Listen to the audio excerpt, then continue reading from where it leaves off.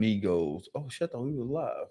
There we go. Hey, Live. yeah, you get the bag and fumble it. I get the bag and twist it and tumble it. That's where that PJ spinning, boy. I got the bag. Shit. Them boys down there spending that 2,300, 3,200. Y'all fumbling the bag. They just gassed that joker up. Yeah, y'all thought y'all was finna go somewhere. Yeah, never mind. Oh shit, man. We got a lot to get into tonight, man. Them boys trying to go to the moon or on their way to the moon, so they say. Final four matchups coming up, man. We want to know who you got, who you're rocking with in the final four, man. I'm telling you who I'm rocking with. I'm rocking with them Huskies. Transfer portal rules coming up, man. NBA MVP conversation, all this type of shit. And we want to know what you're spending so much money on the private jets for, man. Before we get into all that, bro, I only got one question for you. What's that? You ready? Let's do it.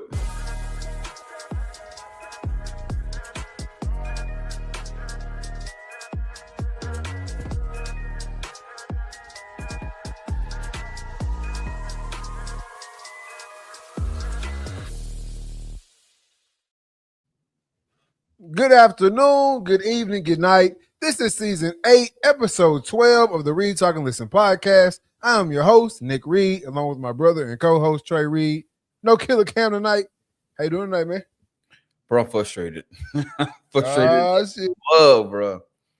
Hey, bro, I cannot get this damn pool. Like yesterday, I was about to give up, bro, because I could not get this pool to get clear at all. Yeah. Man, I didn't spend money on. I didn't put all kind of shock in it, clarifier. All that shit. Scooping out leaves because we didn't have a proper leaf cover this year. So I knew there was a bunch of leaves at the bottom. Yeah. That shit was like black.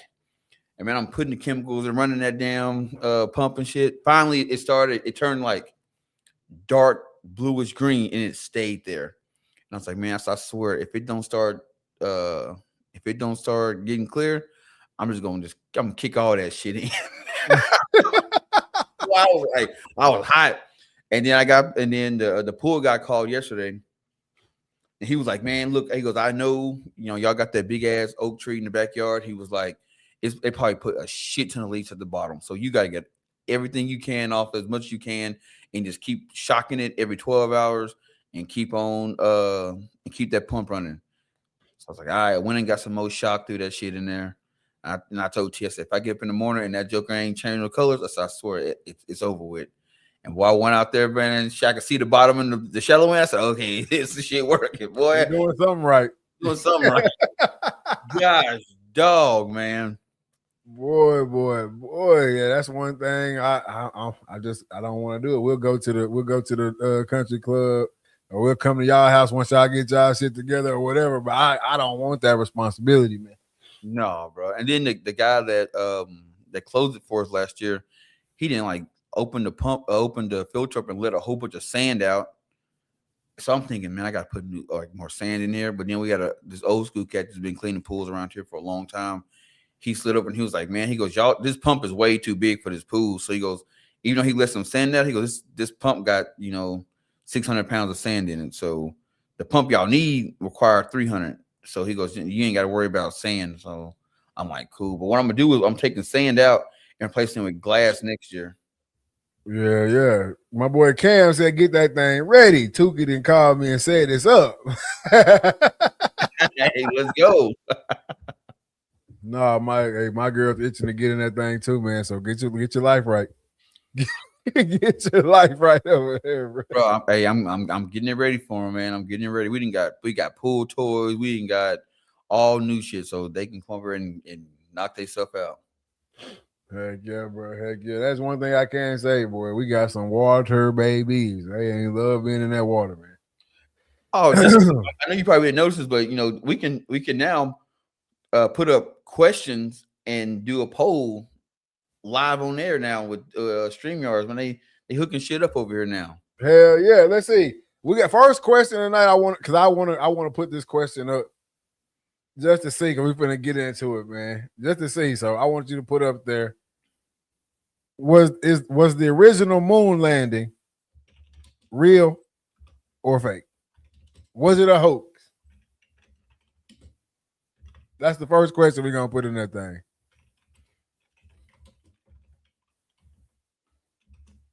All right. Oh shit! Breaking news next week: the return of the super producer. Oh, Finna get lit in the chat, man. Hey, we can't wait, bro. We've been missing you on this thing, brother.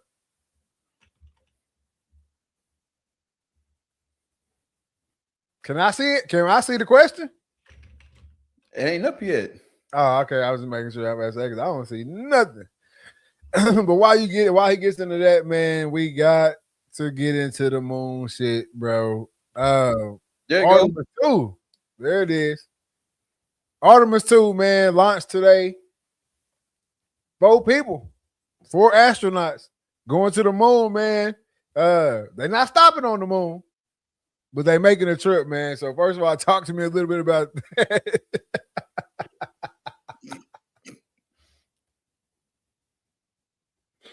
Oh shit! What up, kid? That boy Kid, what's up, man? What's good with you? But yeah, talk to us a little bit about the moon. I mean, about the Artemis 2, man. Talk to us a little bit about Artemis 2.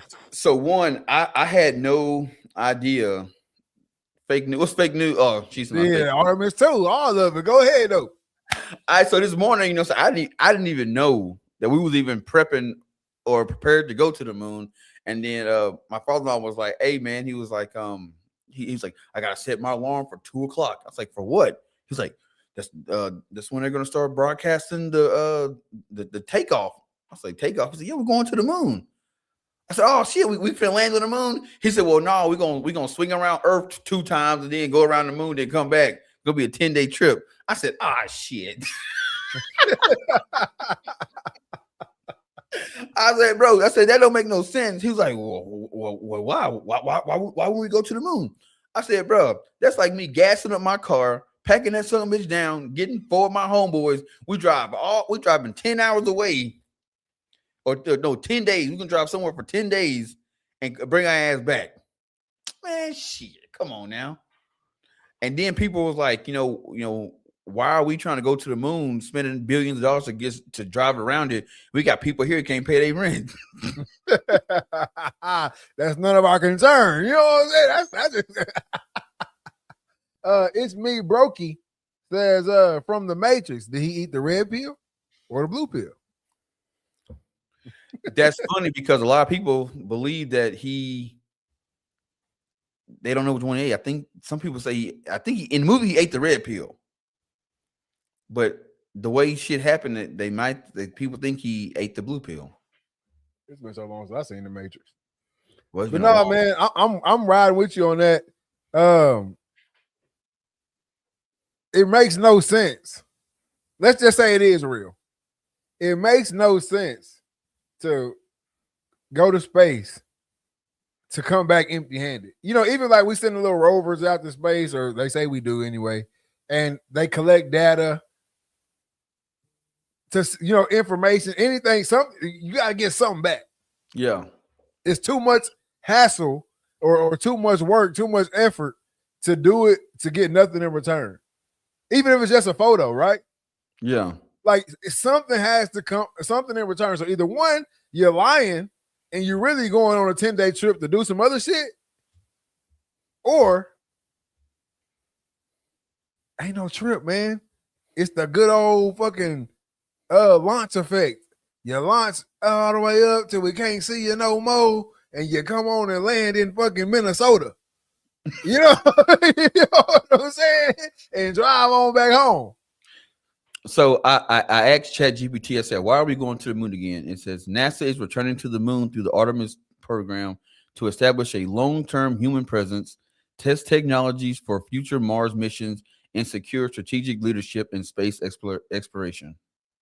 The key goal, including building a lunar base, exploring the South Pole for resources like water ice, driving a new lunar economy, and inspiring the next generation of scientists. I call bullshit. I hate to be that way, man, because it sounds so progressive, right? But bro, the test run was in 69. When they so-called landed, they landed on that. You see what I'm saying? The test run was in 69. See, it'd be different if in 69, if they just went around and then came back. It's okay, that makes sense. And then this go around, we landing. But they so-called landed in 69. Got out, hopped around, planted the flag, the little moonwalk, little jig, got back in the truck and came back. Bro, I just think it's almost hilarious. Like you have the way you have to go with the story, because you can't fucking discredit NASA.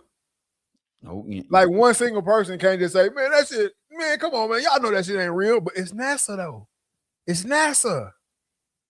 You know what I mean? Like it's almost to the point where it's hilarious how like anything they can tell us, we have to go with. Like if they come out today and say, man, let's say they come back from their 10-day trip. See, when we was going by the moon, man, it was a group of people, human looking like people, waving at us from the fucking moon.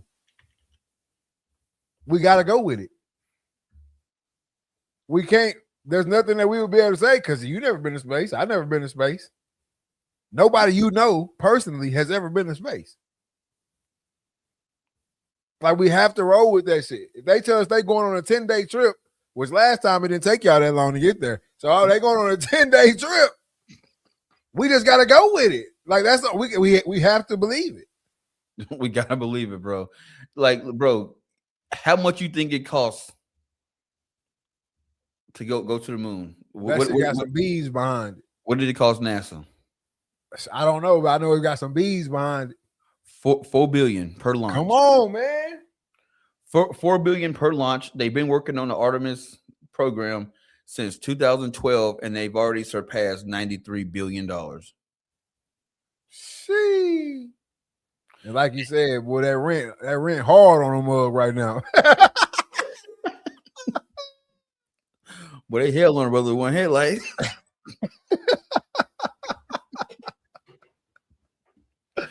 Right. That's crazy, man. But at the end of the day, for NASA and like for the military and shit like that, funds ain't nothing but numbers on the screen.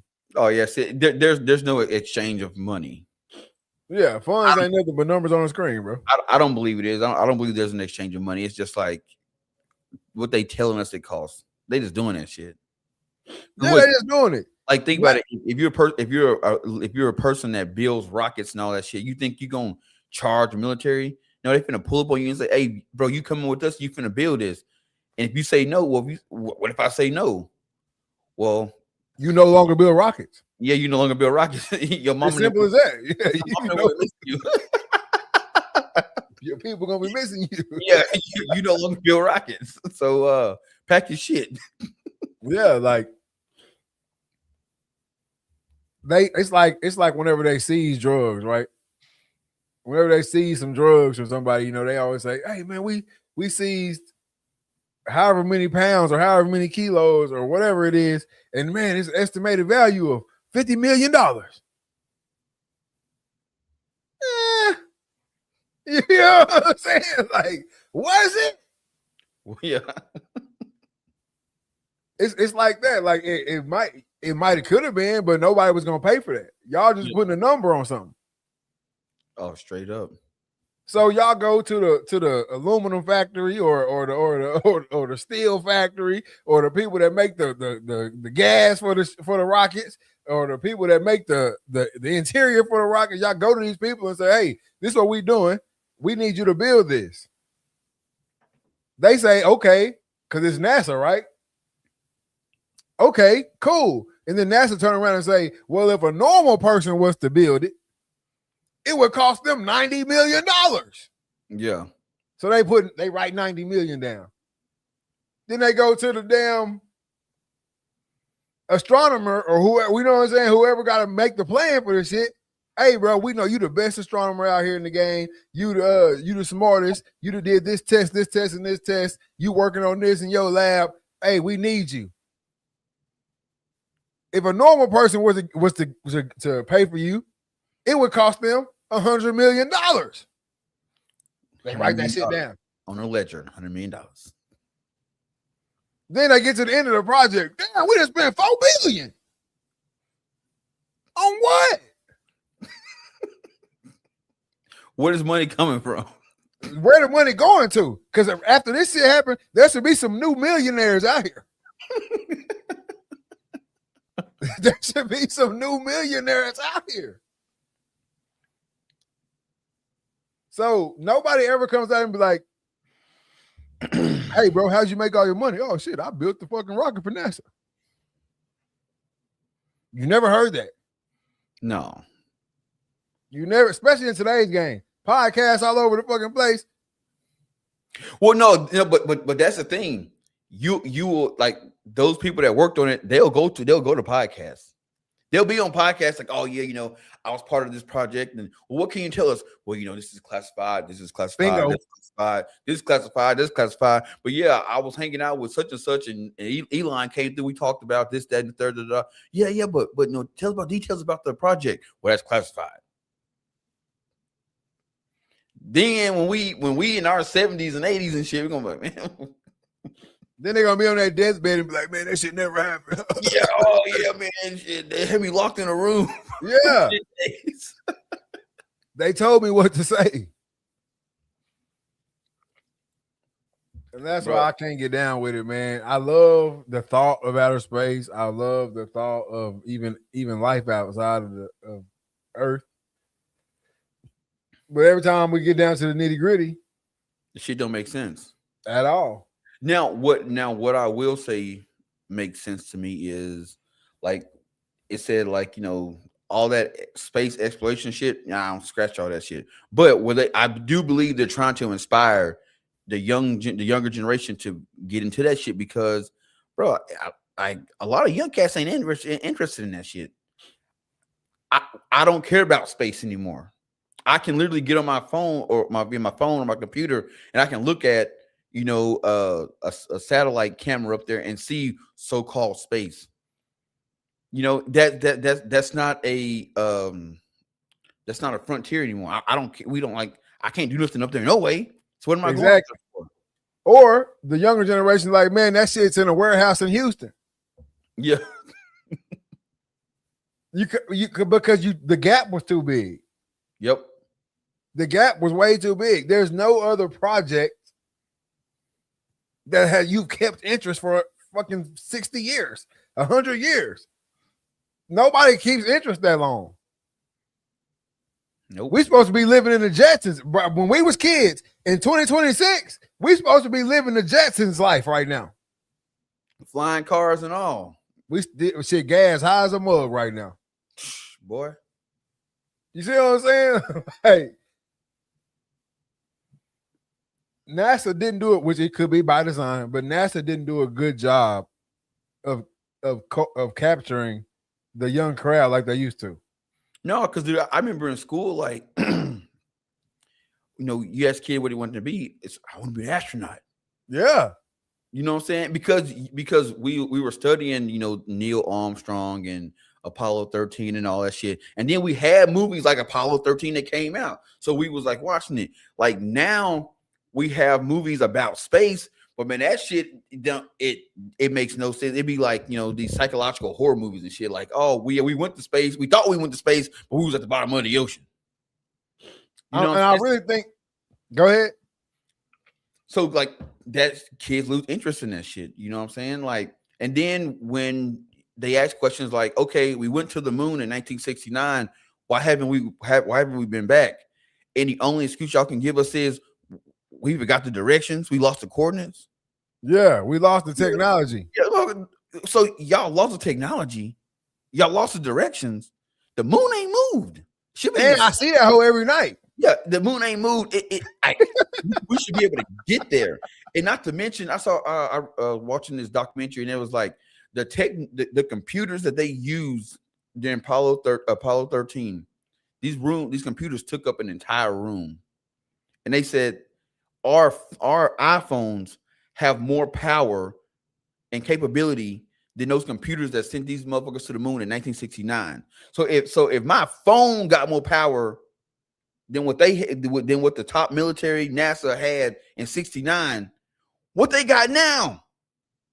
But what they got now is not the same shit they had in '69. So therefore, we can't go back. Yeah, we only got enough technology to drive around that joker. Spin the block. We're gonna spin the block on them. We're gonna spin the block, bro. I think where they really messed up was making the movies. When they started making the movies, we started saying, "Oh shit, you can't fake this shit." Yeah, you really can't. That shit look real. Game over. Game over. Oh, you want to talk? You want to get talked about tonight, don't you? They need Nick's glasses to find the moon again. They don't need my glasses. I see that hole every night without them. Go straight.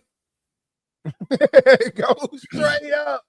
And that's another thing. The rocket went like this. Y'all trying to go up. You can't go this way and go up.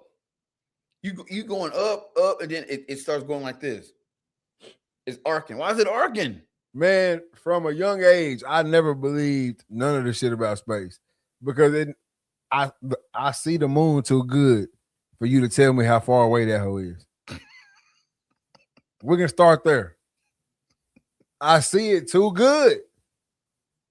And sometimes that hole be real close.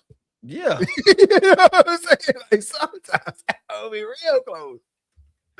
So, man, I don't know, bro. But I love like the eclipse type of shit. I'm a photographer, so I get out and I take the photos and all that. Remember when we were sitting in your backyard? And is that them satellites and shit moving across the sky? Yeah, too much movement, man. Too much movement, man. This shit close. Bro, tell me this. How far you think the moon is from Earth? I don't know how far it is, but I know whatever number it's going to tell you on Google or ChatGPT or any of that shit is cap. 238,900 miles. Cap. My eyes can't see. I can't see 10 miles. I've never been down with the stars that we seeing are already burnt out. That's just how light works. I ain't never believed in none of that shit. Oh yeah, those stars have been dead for millions of years. The light just now seeing the light.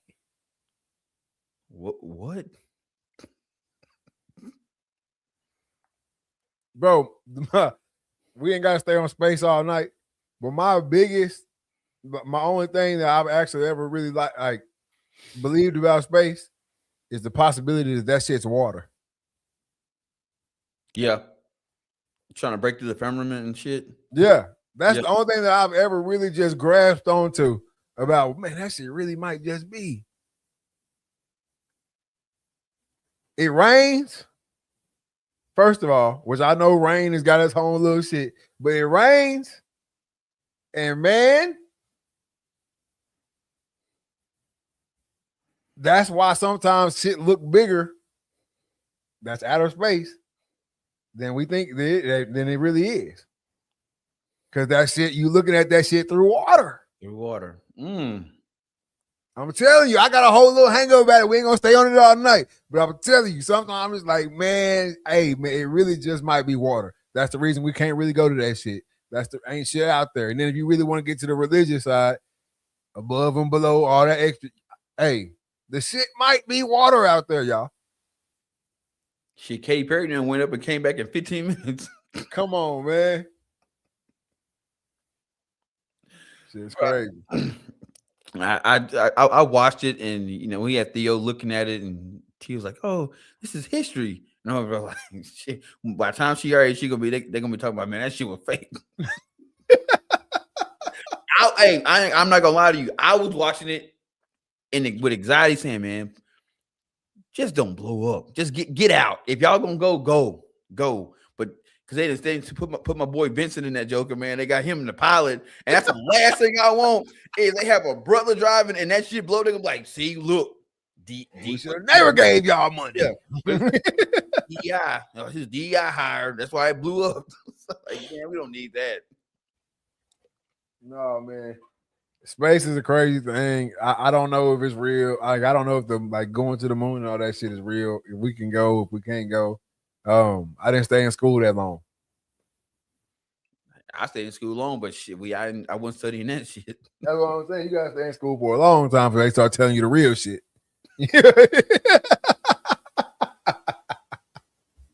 Bro, I never want a job where I get like classified information. Like I don't want that at all. I don't want to know none of that shit. Don't tell me nothing. That's why I don't I have no aspirations to run for president. I don't give me no book of secrets and that. I don't want none of that shit, bro. Nah, I'm good on it. That's why a cat come in. Look at Obama. Obama came in. He was young and debonair. You know what got done? It was like, man, put 20 years on my boy. Gray, face sagged out. I'm good on it, man. Good, man. I'm good on it, bro. I go clock in Monday. I'm good.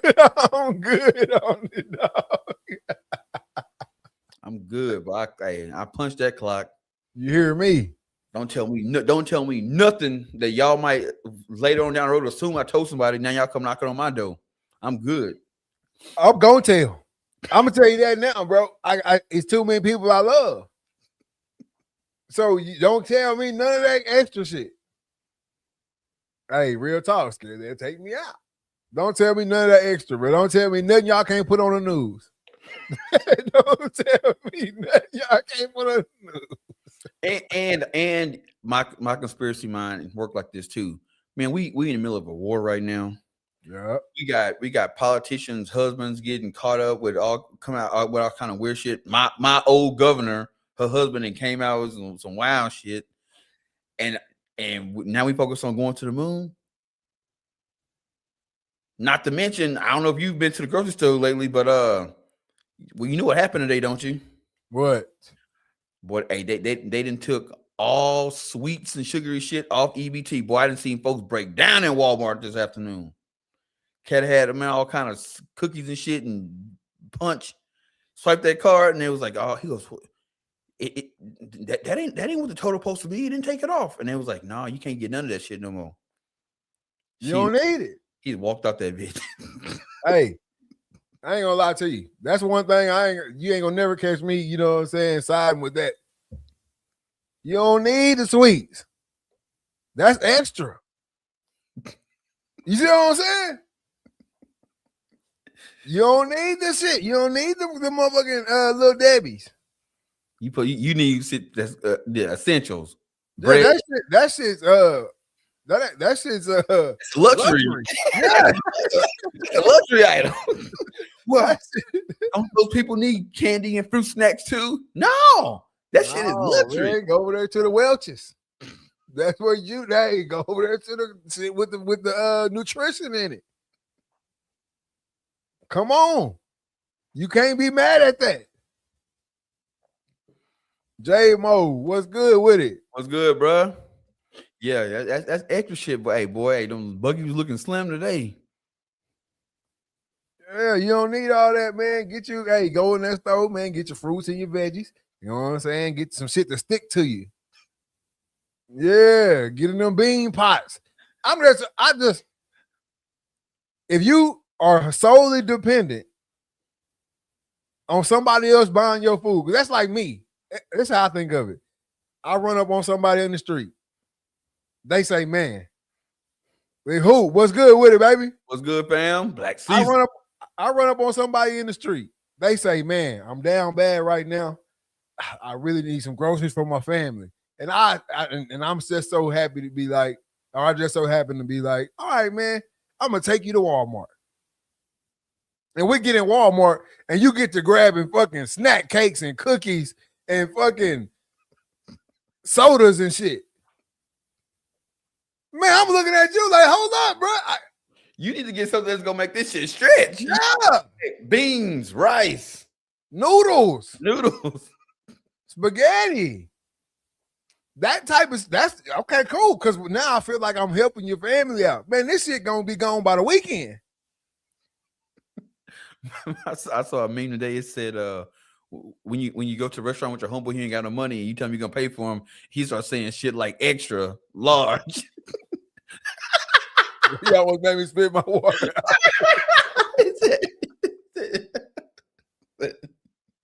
Yeah, who? Shit, chicken. Yeah, Yeah, the essentials, some ground beef. to get some food. Yeah, you getting snacks.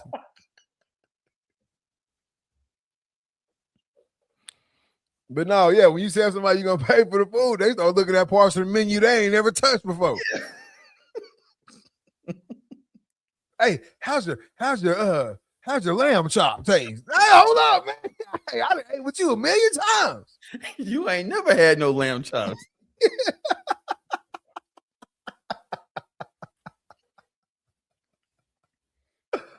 Yeah, man. So yeah, something that's gonna stick to you, man. Anybody that's in a down bad situation, bro. Anybody that's down bad, just take this to heed. Take heed to this. Go in that store, man, and get you some shit that's gonna 3-4 day meals, man. Some smothered cub. Hey, boy. You know what I'm saying? That shit ain't nothing but potato, cheese, and sausage. Boy, it will get you through, boy. Get you through there. Hey, boy, hey, don't be telling about the smothered cover, man. See, I tell the world about it because you need it. Even if you're on a little health kick, man, get you some turkey sausage. That smothered cover, bro. Hey, let me tell you something, boy. Ooh-wee. Shit, hey. One plate gonna get you right. 2 gonna put you to sleep. Hamburger helper. Hey, I don't eat no hamburger helper anymore because I'm not down bad. I'm not saying you got to be down bad to eat hamburger helper, but to me, it reminds me of down bad. So I don't really eat the hamburger helper no more. You know what I'm saying? But get you some hamburger helper. All you gotta do is add milk to that shit. Hey, goulash. Get you something that's gonna stretch, man. All that extra shit, you can't. When you in a different situation, you gotta move different. That's what's wrong with the world right now. Everybody at different levels, but everybody trying to buy and do on the same level. I don't do on the same level as a motherfucker that make $200K. Nope. No, sir. Stay in my lane. I stay in my lane. You get more. I always been a get more. I know last week we talked about the buying the shoes as a kid. I always been a get more. I want to get more for the bread. No, I don't want the J's. Take me to pay less so I can get 4 or 5 pair. Yep. I always been that way, and I feel like that's what's wrong with us right now. Everybody want to be the rapper. Everybody want to be the movie star. That's how, or I'll not be that, but they want to live like it. Yeah. I see people all the time, dusted and busted, Supreme shirt on. Whether it's real or fake, what you buying a Supreme for? Amiri. Yeah. Go out of town for the weekend. Yeah, you on Snapchat shopping in Neiman's. Brother. What y'all talking about? Texas 2A high school football program pregame meals? No, man, we're talking about EBT users getting cut off from buying the cookies and the sweets and stuff. So we're saying you need to go in there and get you some meals that stretch.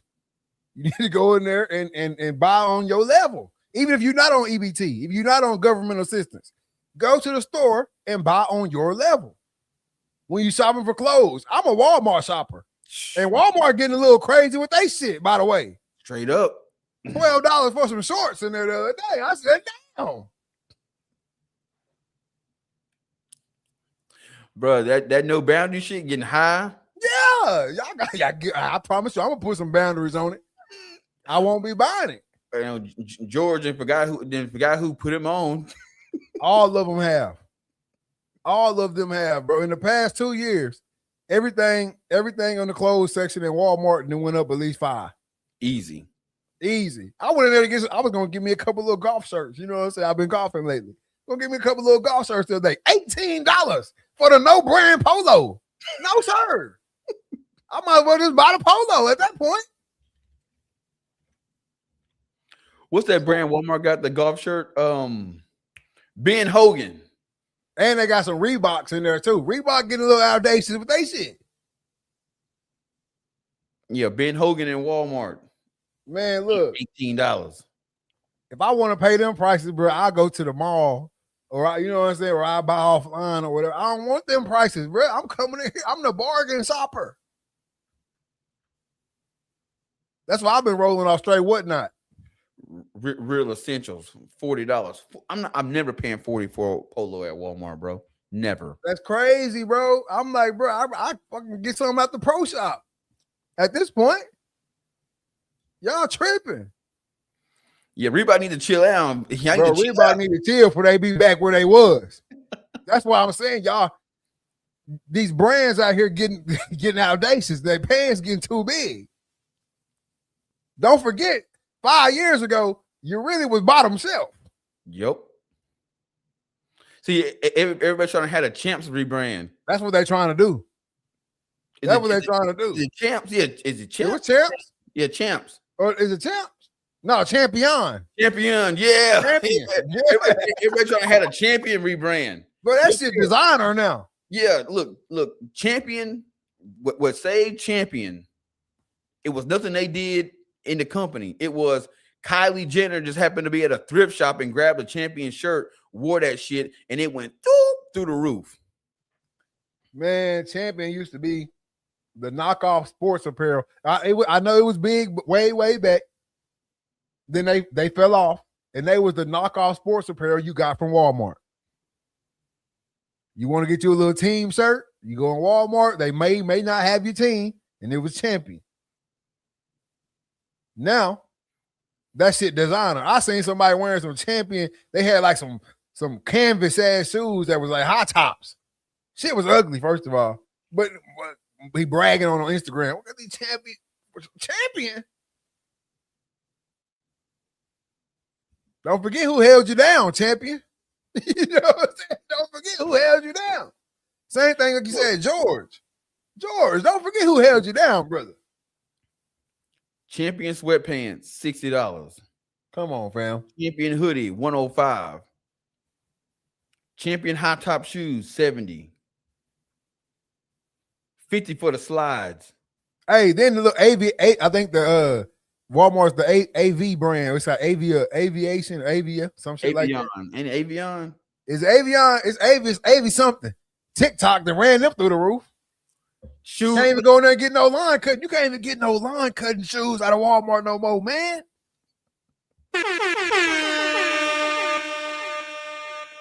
They done made them trendy. They done made the tennis shoes out of Walmart trendy, so now they high. Come on, bro. I'm cutting grass. I might as well cut grass in my sneakers. I'm cutting grass, bro. Come on, bro. There you go. Yeah, Avion, man. Y'all crazy as hell, man. Running that price up like that. Avion was that knockoff Under Armour. You saying you couldn't afford Under Armour back in the day. You wore that because here by the first practice, the logo didn't rub off, so everybody now that's an Under Armour.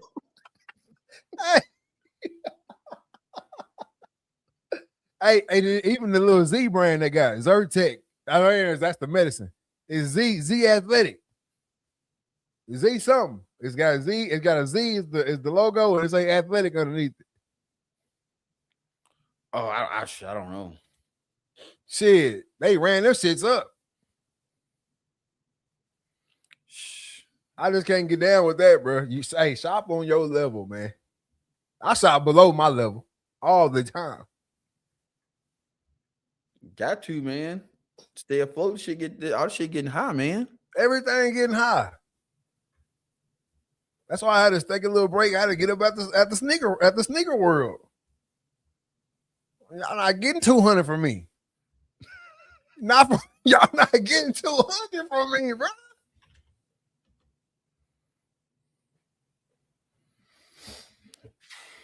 I advise everybody, which I don't even want to tell everybody. I don't even want to tell everybody about the whatnot, even though I've been preaching it. I really don't even want to tell everybody because I feel like the whatnot creators on there now getting audacious. Trying to run that shit up. Yeah.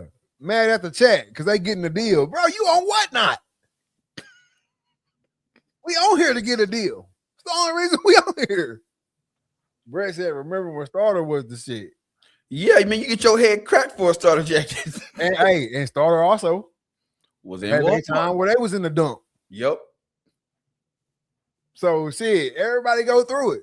Bro, just remember who was rocking with you when you was going through it. Bro, remember, Starter was NFL apparel. Yeah. The official NFL apparel. So was Apex. So was Reebok. Yep.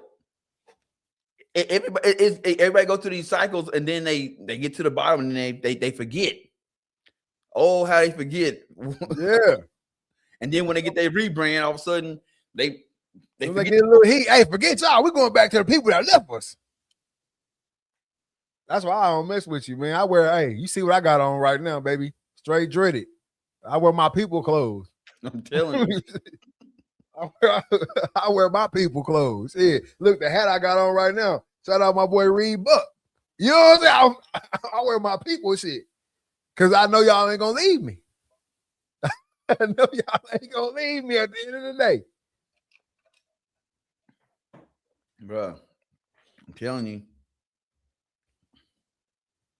When them pro rings make a comeback, I'm ready. I don't think they coming back, man. Ain't got enough. Pro wings. It was pro wings. You talking about the boots? The only pro wings I know. Pro wing shoes. Yeah. A popular budget-friendly athletic footwear brand. Okay. Famously sold at Payless Shoe Source. Shit, well, they gone then. Because Payless gone. Y'all done ran Payless out of town. Yeah, ran them gone, boy. Hey, Payless stayed around just a few more years. And let TikTok come around.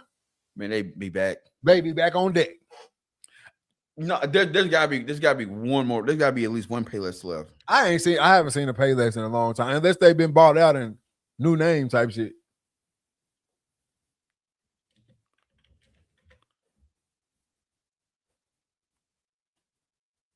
What? It says Payless Shoe Source closed all U.S. stores in 2019, but has relaunched as simply Payless, focusing on e-commerce and limited number of new redesigned physical locations. While they planned 300 to 500 physical stores, that has not been. It has not gone through yet. Well, I'm gonna let you know right now, Payless. Y'all come on back. I got you. I got you, fam. I'm telling you. But it's funny you mentioned Payless last time, and I saw a TikTok guy was like, "Man, each of them feel the same without Payless." Man, he said, back in my day, he said you go to the he said every town got a local man that he got the Easter fits, and when he goes, if you know what Easter fit is, he popped the pictures up, and he said you leave there and then you go to Payless because you used to get 2 pair of nun bushes for $30. Them hush puppies. Man, I'm telling you, bro, if Payless would have hung on just a little bit longer, boy, they be booming right now, man. You gotta hit that Payless walk. Come on, put the shoes on, walk down there and walk back. Walk down there and walk back. Tell me how they feel.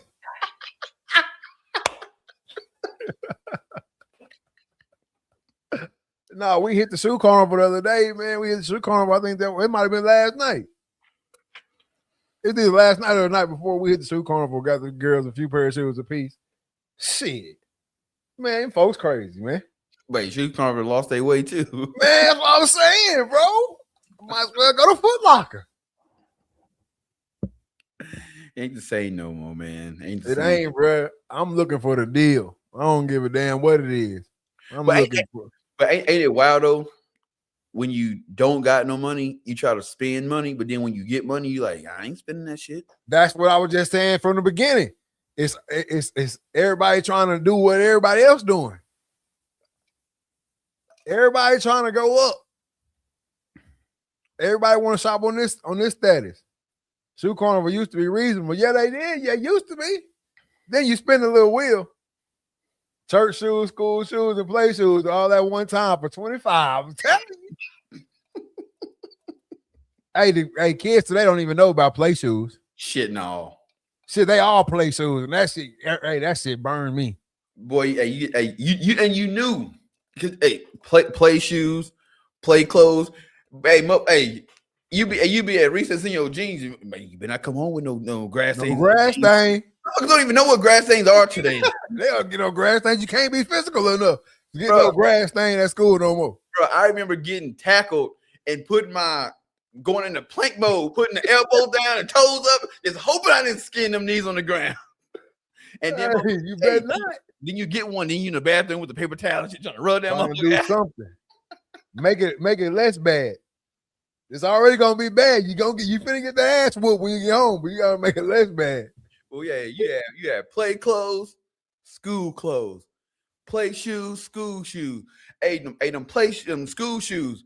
Man, you walking out there on the hills in the grass and shit. Motherfucker putting Walmart sacks over, walking through the dew in the grass. I'm telling you. Hey, you better not get them school shoes dirty. You ain't getting no more. But somebody step on your shoes and man, ruin your day. You be in there just stressing. You know, you might as well whoop his ass because you gonna get your ass whooped when you get home.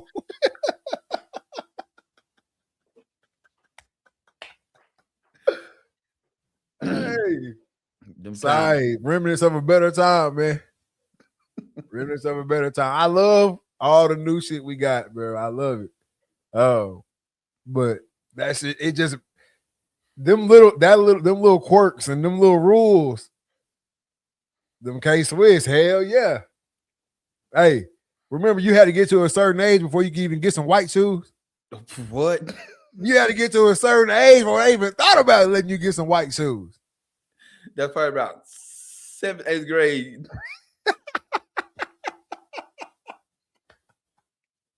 But no, man, them little quirks and that little type of shit like built us into, you know what I'm saying, to respect your shit. Yeah. To take care of your shit, to all that.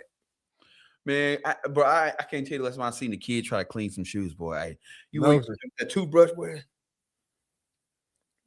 Getting that shit, man. A pair of Chucks just sat on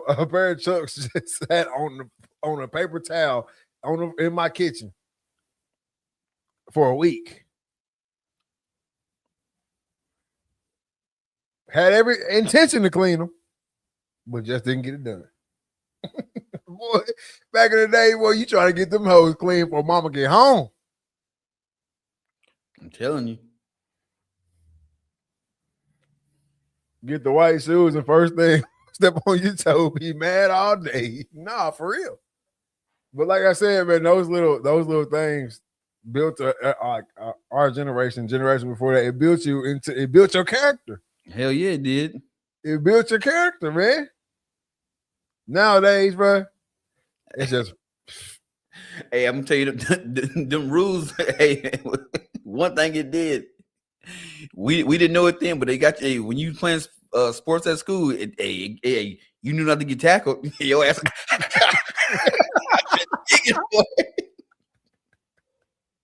I'm telling you, you knew not to get tackled. You knew what time it was. Hey, man, if you even thought about being a little wet, put them hoes to the side. Go barefoot. With the barefoot sock. Go barefoot, bro. You know better. Bro, I remember at one time at Pleasant Grove, boy, it'd be a row of shoes. Why y'all out there with no shoes on? Yeah. You ain't mess these up. Or when you get a locker, then you got your shoes in the locker. You got your shoes in the locker. Please, I forgot to grab them on the way to lunch. Can I go back in? Please go back in. The team need me.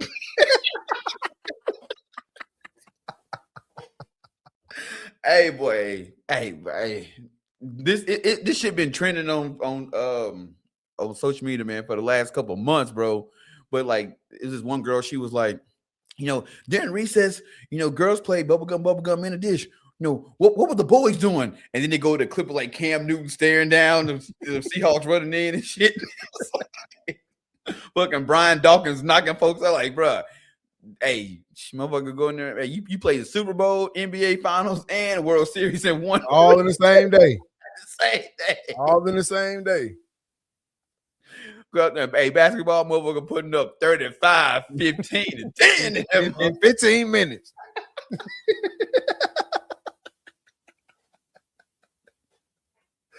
Hey, for real, man. But no, it built your character up, man. I hate to sound like the old head. You know what I'm saying? I hate to sound like the old heads. Like, I feel like that's how people were talking to us when we was younger. I had to walk to school, I had to walk to school 10 miles and back. You know what I'm saying? Hey, middle school recess days was legit madness. Nah, for real. What, man? And on the real rough days, you did all them sports and had you a heavyweight fight at the end. They tell us, "Oh, it's raining outside. No football. You want to put a water bottle, put some sand in that bit more? Anything, we finna get it. We finna figure it out. Damn, boy. Boy, man.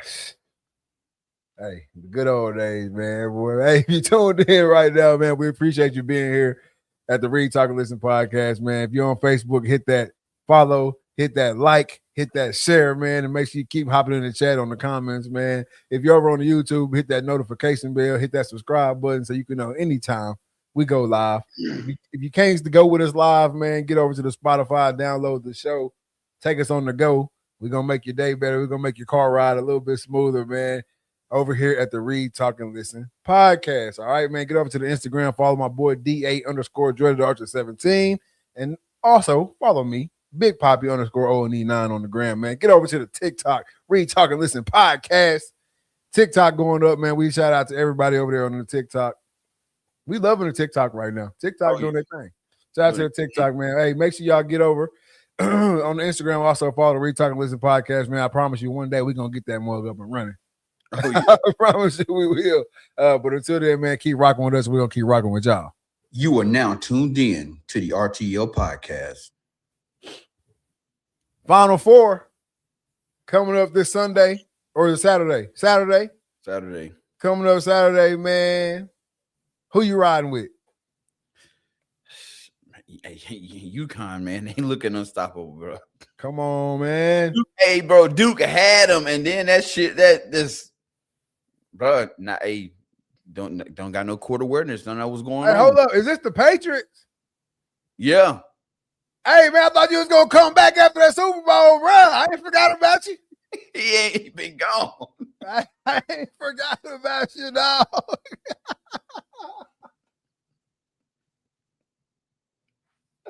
I knew. He said I did. We ain't seen you on no live.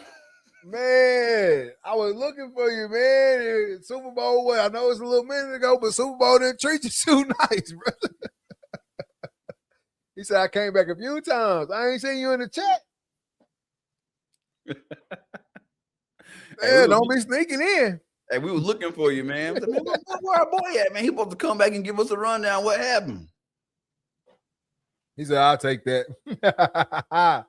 Yeah, man. He said, nah, talk your talk. Hey, I'm just messing with you, bro. We appreciate you coming back to the RTL, man.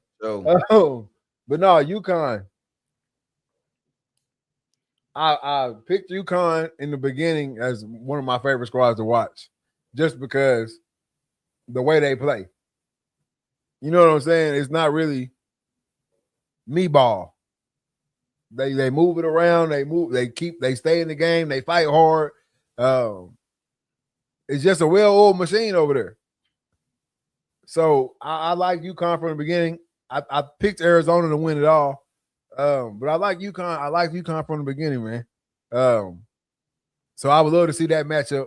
I love to see that matchup. UConn, Arizona for the chip. But Arizona, them boys, hey, they got a tough feat in Michigan. But hey, that shit. Yeah, bro. Like Michigan, one of them teams where like you don't hear about them until Final Four. Like when they make it, they pretty much run the gambit. I think the last time they made it, they ended up winning that joker. Back when I was in college. Yeah, Michigan, they always been a squad to watch out for. It's a historical team. Right now, most of the time, once we get to the Final Four, it's historical programs. Yeah, it's the blue bloods, the ones that, you know what I'm saying? It's historical programs. And that's what you want to see. That's what you come to see. You come to see the Dukes, the North Carolinas in most years, the UConns, the Gonzagas. You know what I'm saying? Like, that's what you come to see. I mean, hell, even look at the Duke UConn game. Man, that shit had like said at the peak it was like 19 million people watching. Yeah, broke a record. That game was really like it felt like the national championship. Yep. It really did feel like that. Duke goes up big. I think they was up 20 at one point, 15, 20, something like that. And like I said, UConn, they never stopped fighting. They never stopped fighting. They just kept playing their game, kept playing their game, kept playing their game. A fumble ball here, out of bounds, turnover. You know what I'm saying? A missed shot here, go back down, get a quick bucket. Like it just kept going in their favor, kept going in their favor, kept going in their favor. Until finally, all shit is tied up. Yep. You know what I'm saying? It's tied up now, and Duke did make a bonehead play right there at the end on the inbounds play. They got young guy handling the ball, the Boozer guy, which he a monster. So I ain't gonna take nothing away from him. But just had a bad play right there at the end. And when you got a team like UConn, it normally comes down to who gonna make the least amount of mistakes. Yep. And they made a mistake at a bad time. He shot that thing from out there. Oh yeah, he shot that thing from out there. And it's one of those March Madness stories too. 0 for 4 from 3 all night long. And the ball ends up in his hands for the last shot, and it's a deep one. And gotta pull it. Money. Hey, he hit that thing too, bro. It seemed like all the games, especially like from the Elite Eight, Sweet 16, all the way to Elite Eight, bro. It was just these buzzer beaters, man. I mean, it's been like that the whole tournament.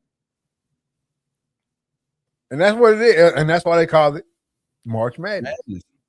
You never know what's going to happen, man. You never know what's going to happen in March. Man, them kids been playing their asses off. Hats off to all the teams in the tournament. But for real, the Sweet 16, really the round before the Sweet 16 too. The round before the Sweet 16 had some crazy games, some crazy ending games. Call it. What did you say? What's it called? It's not. No, you don't get a name to the 16. Okay. Yeah, you don't get a name to the 16. But even the round before the Sweet 16, like to get into the Sweet 16 was some battles, man. There were some blowouts too, but was some battles. Then in the Sweet 16, you had a couple blowouts, but most of them was some battles, some dog fights to the end. And then of course, Elite Eight. That's why it's called the Elite Eight. Shit ain't sweet no more. Yeah. It's elite. So Elite Eight, they did that thing, man. I tried to get a glimpse of every game. Illinois ain't no slouch either, though. Now, nope. I can't leave out giving them their praise. They ain't no slouches over there, man. They got some big foreigners on their squad. They done went and got them boys from over that water, and they playing some ball. Yeah, see, I could have swore I saw something where somebody was saying like they were talking about that, about them going overseas and getting all these players and stuff like that, and like how it's not fair. And then they said something about the amazing whites. That's what they call them, or something like, oh, they went overseas and got the amazing whites. I'm like, damn, man, like what y'all can say that shit on TV? Hey, everything fair game now, shit. Oh, but no, man. He said it's called the round of 32. But I mean, it might be called. I mean, it is 32 teams doing that thing. But nobody say like the round before is 32. Nobody's like, oh, fighting to get into the round of 32. You know what I'm saying? It really, you get the name when you make it to the Sweet 16, the Elite Eight, Final Four. It's really those rounds that really carry a great name. Do you think that like we would get a different outcome if they went to 4 quarters instead of the 2 halves? Mm-hmm. I think so. I don't think the games would be as close. It's just something about that shit. Yeah, I'm gonna say what would be the difference, because like I don't know. It's just something about that shit, bro. Because bro, that like it's 2 halves, but it seemed like the game is the same length as it would be if it was 4 quarters, which it wouldn't be, because you'd have a whole bunch more timeouts and all that shit. I think it would go from like an hour and a half long 2-hour game to probably 4 hours. But man, that second half go like that. Bro, it's something about that. It's something about it being two halves. Like 24 minutes. Yeah. Man, that shit go like boop. Bro, it's something about them two halves that just changed the whole dynamic of it. I mean, you think about it because rotation wise and shit, like everything changes just because it's two halves. Yeah. First quarter, you might play bad. Quarter in, whole team come over there to the sideline. Coach, get you right. Bro, you gotta wait that whole half till halftime to stop to really get a chance to talk to them boys for real. And that's why I think the girls go the way it go because they play 4 quarters. 4 quarters. I swear the college game is all messed up. There is no continuity nowhere, and I love it. I used to hate the two halves back when I was younger. I was like, man, this is so stupid, bro. Why don't they just play 4 quarters? But now I love it. I respect it. I think it's a complete game changer. It's just something about not being able, like, play is not stopping. Yeah. It might be a timeout in there, 2 timeouts, 3 timeouts in there, but play is not just stopping. Well, you got to break in between these quarters, and we can talk to the team, switch out what we're going to switch out. All right, we're going to do this in the first quarter. We're going to do this in the second quarter, third quarter, fourth quarter. No, we're going to do this in the first half, hope it's working, and then we're going to do this in the second half. UConn taking it in both men's and women's because New England is the best region in the country for sports.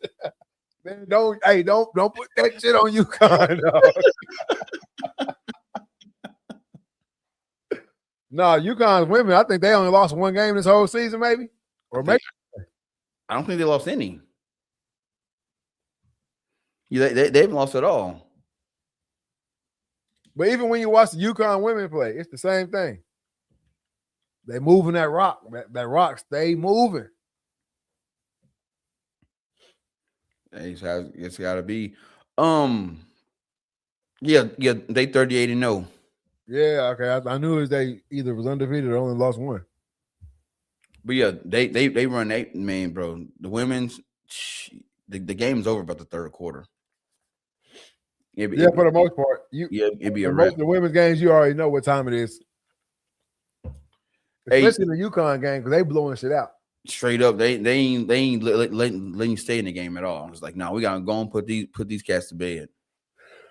And what sucks is like they third string could be starter somewhere else. So I mean, you're not getting a break. And I think, and you know, if you look at go back and look at when Jalen Rose and cats were down in Michigan, bro. The reason they was smashing everybody was that 2 half shit. Bro, you can't keep up with that shit, man. That fast 5? Yeah, fast 5, bro. They going back and forth. It just. And they just happened to, when they played Duke slowed that shit down.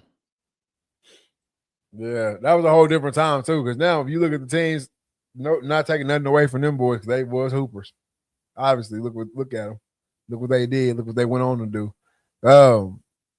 But they were hella athletic and knew how to play basketball versus a lot of cats that just knew how to play basketball. Yeah. You know what I'm saying? Now, it don't matter what team it is. North Carolina, even though they wasn't that good this year.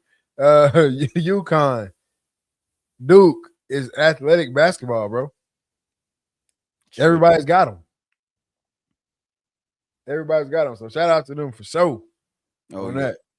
Speaking of the Duke thing, though, they talked about this on Gil's Arena. I wanted to ask you about this shit, too. When, as a coach or a player, when do we finally take out the sportsmanship? Are we up by 20? Let's chill, slow the game down. When is it gonna be acceptable to throw that shit out the window and just drive a motherfucker by 50 if you got to? I've always been a type to keep your foot on their neck. Yeah, I'm not letting up, man, because shit happened. Like, bro, here's the thing right here. And it's funny because me and Tia got into it the other day about this shit because she from Minnesota and shit, and them cats they wrestling shit. That's big up there. Yeah. There, and we were arguing because there's this young kid that he's up and coming, and bro, he for his age group he just dominant, and he's slamming kids, and he not letting up, and people can't stand it because where's the sportsmanship? Where's the sportsmanship, bro? You trying to choke me out, bro? I'm up by 10 points. I'm not letting you score no points. Yeah. Even though, if I let up, there's really no way you can come back and win. I'm not letting up. So he blanking kids, and they no sportsmanship. I'm like, and when it comes to competition, man, I'm here to win. I'm here to beat you. Yeah. Yeah, I might not have to talk shit to you, but when it comes to scoring, that scoreboard, bro, I'm trying to score as many points as I possibly can. There is no limit on, well, once you get to here, you got to kind of back off and give them a chance. No, because then if they beat me, then you're going to be saying, well, they lit up all day. They lit up off of them. Yeah. No, man, we going 100 miles an hour the entire game. If I can score 100, I'm scoring 100. So you asking me, it should never be a time where you let off of them. Yeah. I feel the same way. But we all know it's like the unwritten rules, taking your starters out or when, you know what I'm saying? When is it time to take the starters out, or you doing them for the bad? Now, coach, you running the score up and all that. Me, I'm just like you. Ain't no such thing as running the score up. Ain't no way. That letting off the stuff should have went away after 28-3. No, for real. You damn right. Don't bring that up no more, though. But yeah. I'm a retired Falcon. But no, I feel that if we're going to let up, it's got to be mutual. Yep. It's got to be a mutual thing. We'll be done scoring when y'all done trying to score.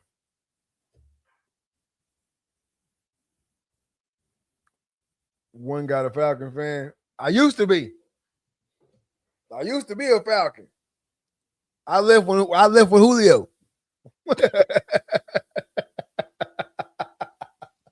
But yeah, that shit, I'm with you. It's gotta be mutual, because what you mean, I gotta take my starters out, but you're gonna keep your starters in. So now we got an imbalance.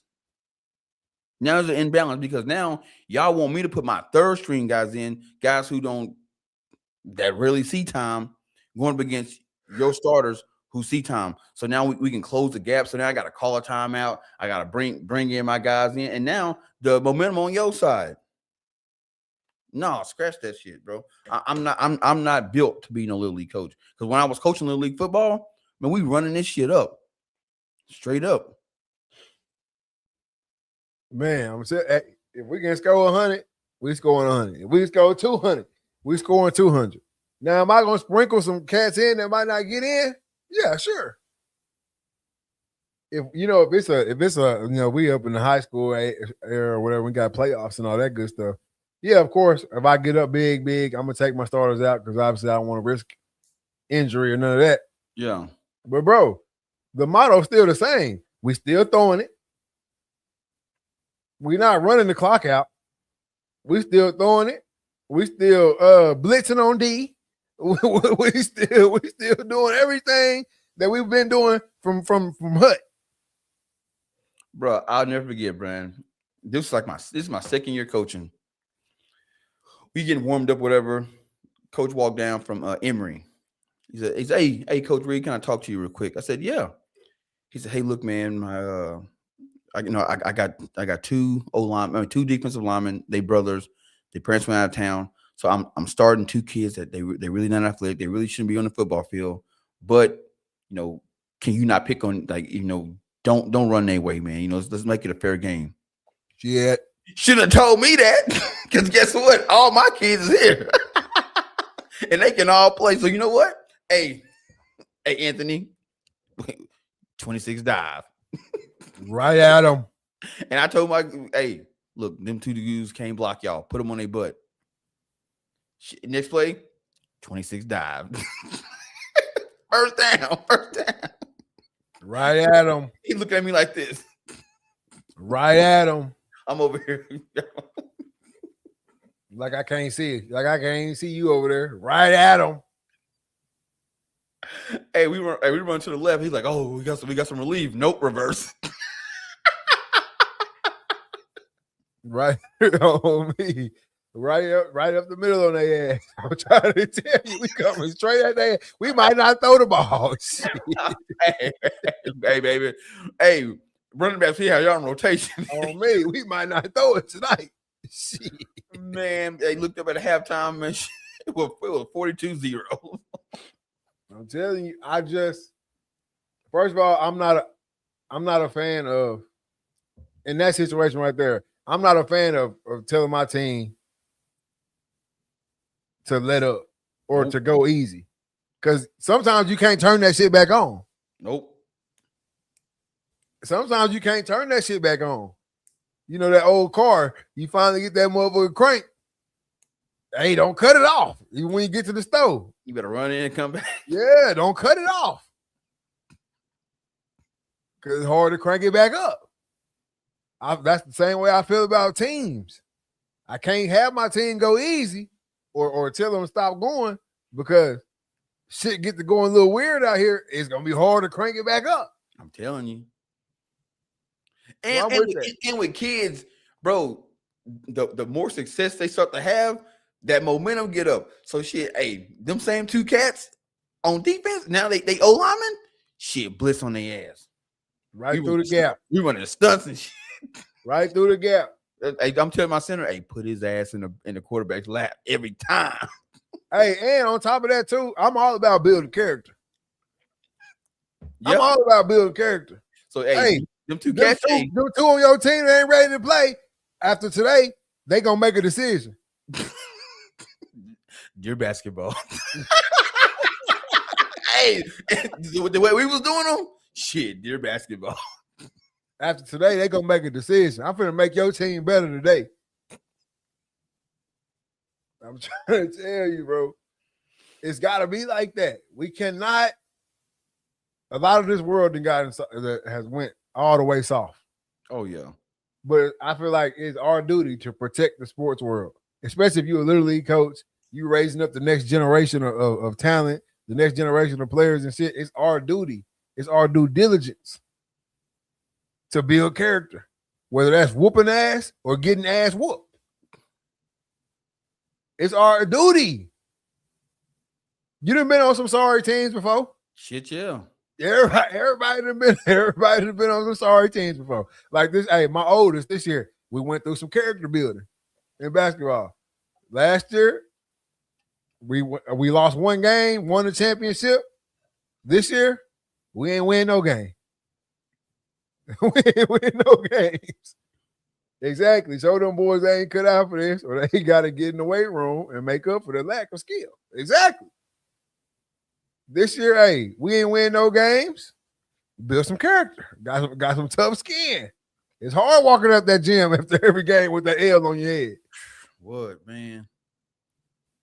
So I'm all for it, man. I ain't for nobody going easy on my squad, and I ain't for my squad going easy on nobody. Nope, I can't do it. My competitors won't let me. That boy Josh said I was on an 0-8 Pop Warner team where we didn't get but 3 first downs all year. I was QB and bigger than my O-lineman. Hey, and it made you a better man, didn't it? That shit'll do it to you, man. Hey, you'll become a leader too, getting their faith. What you doing, man? Especially if you're a quarterback, you getting hit. Hey, boy, I didn't see some kids break down, boy. Please block.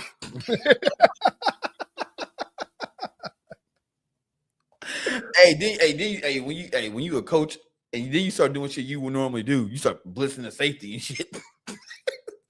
Cause you know, ain't no coach and never taught that shit. No, sir. He coming from back there, he creeping up, and you know you got that safety. He been itching. hey, bro, hey. As soon as they get the ball, they start creeping up, and as soon as they hit, you just run straight to the quarterback. Just run. I don't even care if you get out the play. Just run. Shit, man, they be looking like Brian Dawkins. And that'd be the one time that cat want to go through there and put a hit on somebody where you're like, damn, he shouldn't have done that. Shit. I think he meant to say I ended up playing tight end in high school because I lost my nerve back there because I was getting killed every play. Hey, it made you a tight end. You see what I'm saying? It made you a tight end. It built you. That's what I'm saying. I believe wholeheartedly in that shit, man. I remember being on a baseball team where I'm a lefty. I had to play shortstop. We were so bad. Built the character up. I remember I damn near hit a home run every at bat that season. I had to. Got carry a team on my back. We ain't gonna get no runs if I don't. So that type of shit builds you up, man. Just like we're talking about them rules with the shoes and all that shit, builds you up. That type of shit in sports builds you up, man. You need to be on a trash team.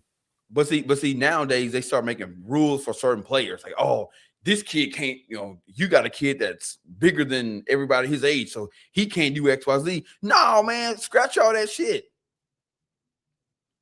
Scratch all that shit. Well, he is 80 pounds, and we don't let kids, more than 60 run the ball. So he just can't play. Y'all gonna put him on the line. No, that's what they try to do. I hate that too, bro. It's like typecasting. Yeah. It's like typecasting in the movies and shit. Bro, just because your 80-pound kid can't do it right, don't mean mine can't. Mine got some wiggle. Mine got some wiggle and probably gonna be sitting at 205 when he get in high school running that bitch. So let's go ahead and get him started.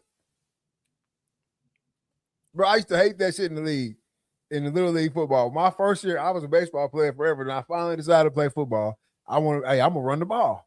They brought the scale out. Yeah. No, you ain't gonna run the ball. Can't run it. Bro, I'm not playing no O-line, fam. Sorry. I didn't sign up to be no O-lineman. I didn't sign up to be no O-lineman. Yeah, that shit gotta stop, boy. That shit gotta stop. But I mean, that's just kids these days, and even parents. So it's just soft. Everybody's gotten soft. Everybody, this whole everybody get a trophy generation and all that shit. And don't run the score up. We gotta make it a fair and sportsmanship and it, bro. My sportsmanship go as far as at the end of the game, I'm gonna shake your hand and say good game. That's it. Other than that, I ain't got nothing for you. I'm not helping you out on my team. I'm not helping your ass up. None of that shit. Yeah, sportsmanship. I think we lost our way when it comes to sportsmanship, or what sportsmanship actually means. Sportsmanship means I'm not going to do nothing outside the lines. Yeah. I'm not going to hit you late. I'm not going to push your head down on the ground. You know what I'm saying? I'm not going to commit no crazy fouls when we playing basketball. I'm not doing nothing flagrant for real. But other than that, we're not talking about sportsmanship. We're not talking about sportsmanship. And like you said, at the end of the game, we're going to shake your hand, tell you good game, better luck next time. Shit, now you got kids in the belt the ass. They hitting the. Yeah, but even that's celebration. I'm never going to get mad at a celebration. I don't care. I don't care how you look at it. I like it. You know what I'm saying? I don't care how you look at it. I'm never going to get mad at a celebration. Especially if I'm celebrating with my team. We ain't even talking to y'all. I'm never going to get mad at a celebration. I'm never going to get mad if you hit that shot. You come down the court pumping that thing up, or you got that three wheeling. You got that three, whatever it is. I'm never going to get mad at a celebration because that's passion in the game. Oh, well, what does it say to the other team? Well, they look and say, hand up. Yeah. That's what they say. Guess what? Well, next game, shit, you better step your shit so you can celebrate. Man, I would never get on a kid for celebrating. Never. Now, if you celebrating too long and you don't get your ass back on D, and they come down and get a little easy bucket, now you might hear from me now because now you bullshitting. But other than that, I ain't get mad at you for celebrating. Shit, my girls hit a shot. They all jumping up together at half court. Jump up and down. I'm jumping over here on the sideline with you. Shit. When I was coaching, it was everybody was doing the whole Fortnite dances and shit. The league sent a note at the memo out. Well, there'll be no dancing with shit. My boy, they won't dance. You said no dance on the end zone, but they can dance on the sideline. Shit, I don't. Man, it's passion, bro. Hell yeah, hey, celebration ain't nothing but that passion coming out. My little boy, my little homeboy Anthony, man. Shout out to him. He just got his first 2 offers last week. But which is crazy now because I remember like he was a baby when he was coaching, so time is flying. But man, hey, we had 28 sweep. He took his joker all the way to the house, got in the end zone and started doing the whole. Oh yeah, threw the flag, called it back. We got in the huddle. I said, "Shit, 28 sweep." Hey, and he took that joker right back to the house. Stop, yeah, man. I don't believe in none of that. No celebration. I feel like that takes the fun part out of it. That takes the fun part out of the whole situation for they kids too. At the end of the day, especially Little League, take the fun out. Oh yeah, bro. And I'm with that trash talk too. I ain't gonna lie. I'm with the trash talk too. Not too much in Little League because it is what it is. But especially once you start getting up in the 7th, 8th, 9th, 10th varsity, hey, let them know what you did. Man, you can. They be trying to mic up these kids in high school. But hey, do not do that. Do not do that. The shit you gonna hear. Man, let them know what you did and let them know you finna do it again. I'm with all that. You can't stop me. I'm with that, man. You're too slow. You're too slow. You're too slow. Hey, the king of trash talk, boy, my boy T-Funk, boy, tell him, boy. Get that weight room, boy. You better get in that weight room. You better get in that weight room. I'm telling you, boy. 215 pounds. Shit, I knew I once they probably even pulled up in the parking lot. That's in the parking lot, baby.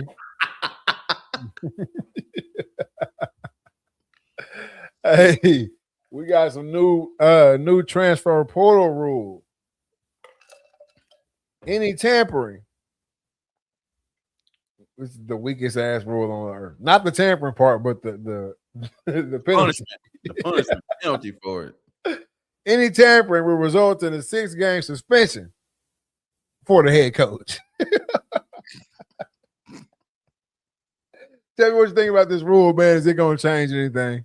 Hell no, bro. Look, there's ways to get around tampering. Like, because like it's the rule is so vague. It's real vague. So what do you consider tampering? So I play your team and I see your starting receiver ain't getting the love, and I talk to him after the game. Is that tampering?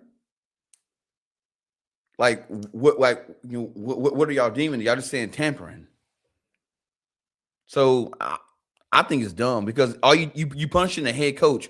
Okay, so one of his assistants talked to a kid after the game. Oh, hey, coach, you got it's a 6-game suspension. All right, cool. I'm gonna sit in the booth. We still gonna win. Look, first of all, a suspension for a head coach. In some situations, will it hurt? Will it matter for real? Maybe.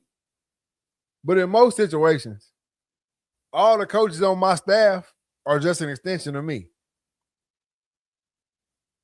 The ship don't turn because I'm not here.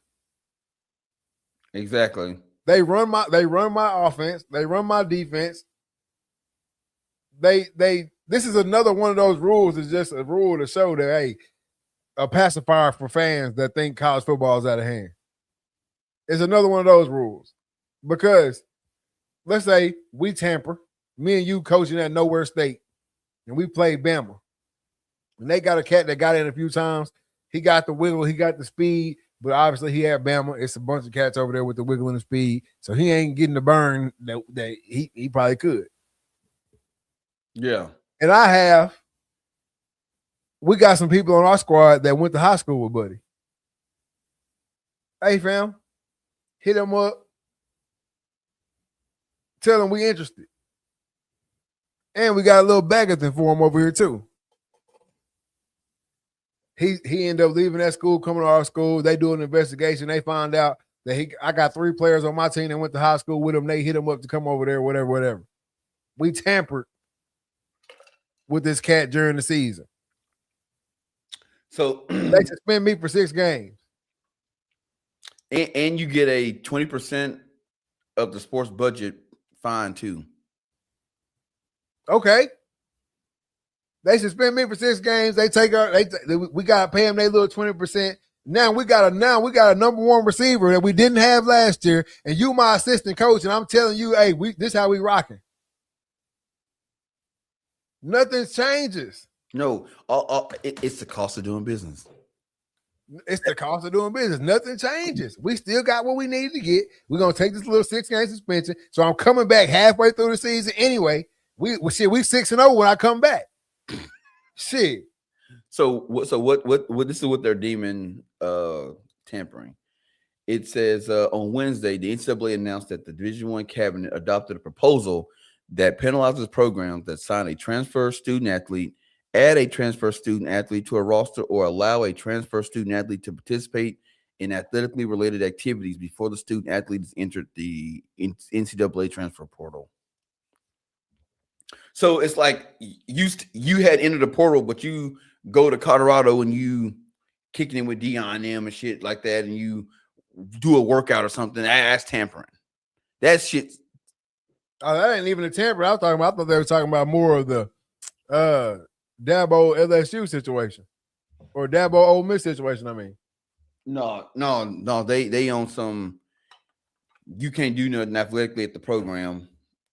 Basically, if you enter the portal, don't take no damn visit. Yeah, is what they own. That ain't even tampering in my book. I thought they were talking about the Dabo shit where we signed this kid, or we about to sign this kid. He didn't came to campus. We didn't spend all this bread on him. He about to come, or he already signed, and then all of a sudden, I'm out. Where you going? I'm going to fucking Ole Miss. What? Yeah, I'm going to Ole Miss. Because they've been talking to you on the back end. That's tampering to me. If you got a player on your team that's willing to take a visit, shit, you lost him anyway. That ain't no tampering. What we talking about, man? Shit, he wasn't yours to begin with. You know what I'm saying? Don't sound like we tampered. No, bro. I think, bro, it seemed like once a month, because it seems like this is when these committees are meeting up. Yeah, tampering shouldn't be a thing in college football, in college. It shouldn't. I didn't sign no contract to play for you. I'm going to school here. That's it. I just want to go to school over there now. But shit, I forgot what I was doing. Oh, it seemed like once a month this committee meets, and the only thing they're making rules on is the portal. And then when you look at who's proposing these rules, it's always like a coach from Vanderbilt or a coach from Western Carolina State. Motherfucker, you don't even play a role in this shit. Yeah. You butthurt because one of your cats that you treated like shit left, and now he a star over here. Now you mad because the portal don't work. No, it worked just how it's supposed to work. It's checks and balances. You ain't gonna treat a player like shit, or you're not gonna promise somebody no shit, and then you don't hold up on your end. So they say, I'm dipping.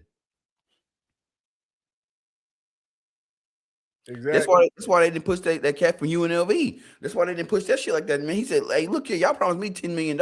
I'm undefeated. Where my money at? Where my bread? Oh, y'all not gonna pay me? Well, shit, I ain't playing for the season. And they lost every game after that. And then he transferred down to Arizona State. What they do? Damn near went to the national championship. Where my bread?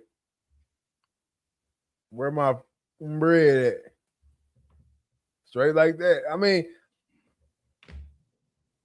to me, all these rules that's coming out now is, like I said, pacifier rules. Yep. We got a lot of bad press coming at us from college football right now, or college sports in general, low key. And what rules can we make to shut the people up? What rules can we make to let the people know or make it seem like we've got a hold on this thing? And that's all I see.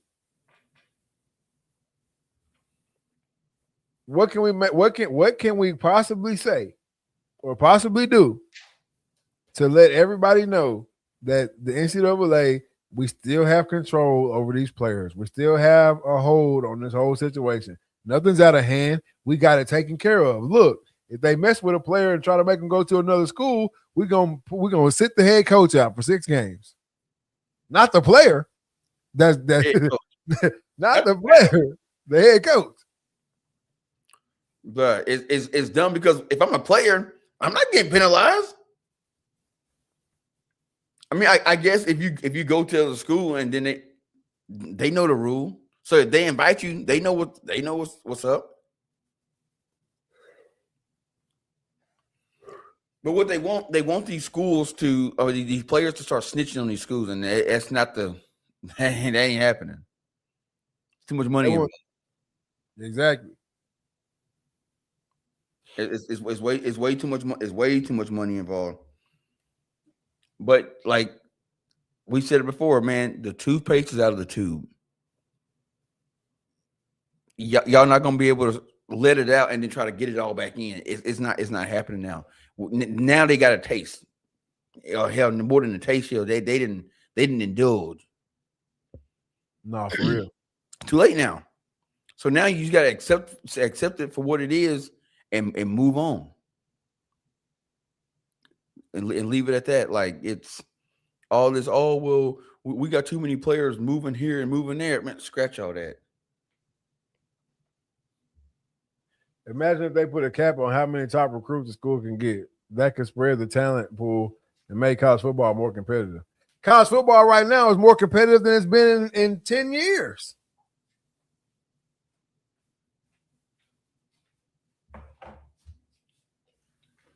Having the top recruits don't always equal wins. Not at all. So I don't think a cap on top recruits will spread the talent out. There's no cap now, and I feel like the talent spread. The portal is spreading the talent out.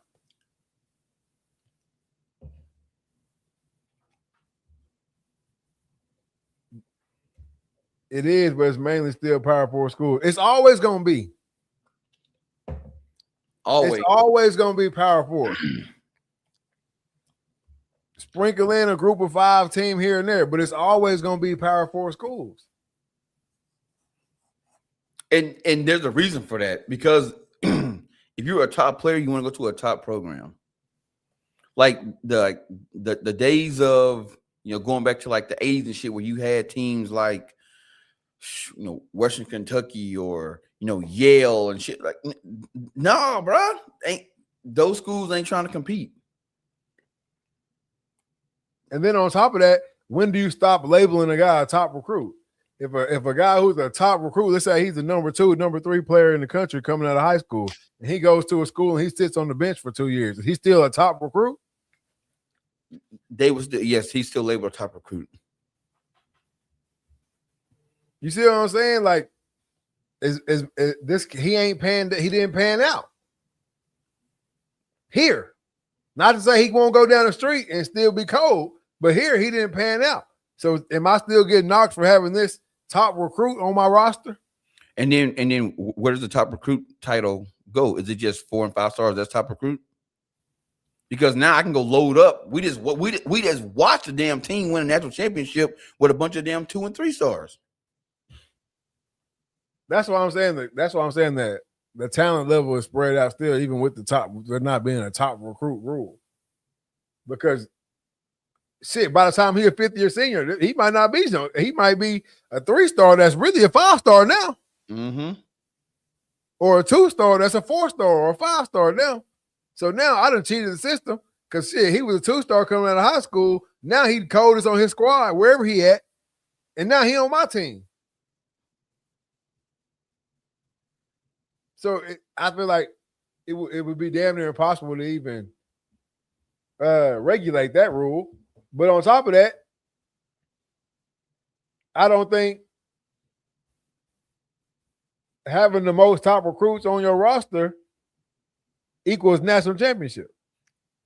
No, I mean, look at it. A&M when what's his name? Not Dabo Sweeney, but when Jimbo Fisher was at A&M. A&M went like 4 years in a row having the number one recruiting class and couldn't win shit. Couldn't win nothing. They had arguably the fastest roster in college football and couldn't do anything. Speedy Noel, you shit. No, I don't know where you at now. Hey, Nerlens Noel? Oh, that's a basketball player. That's basketball. No, it was Speedy Noel. Fastest kid out of high school that year. Shit. Yeah, I just roster.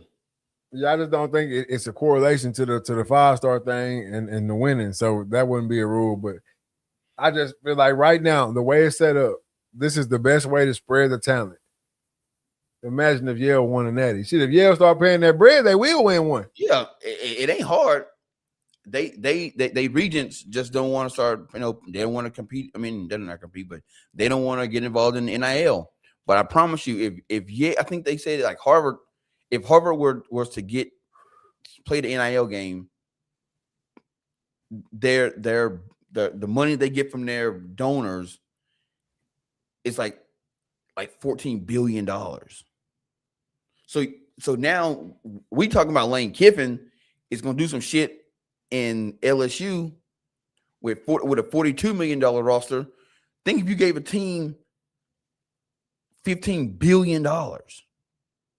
They got $15 billion NIL valuation if they wanted it.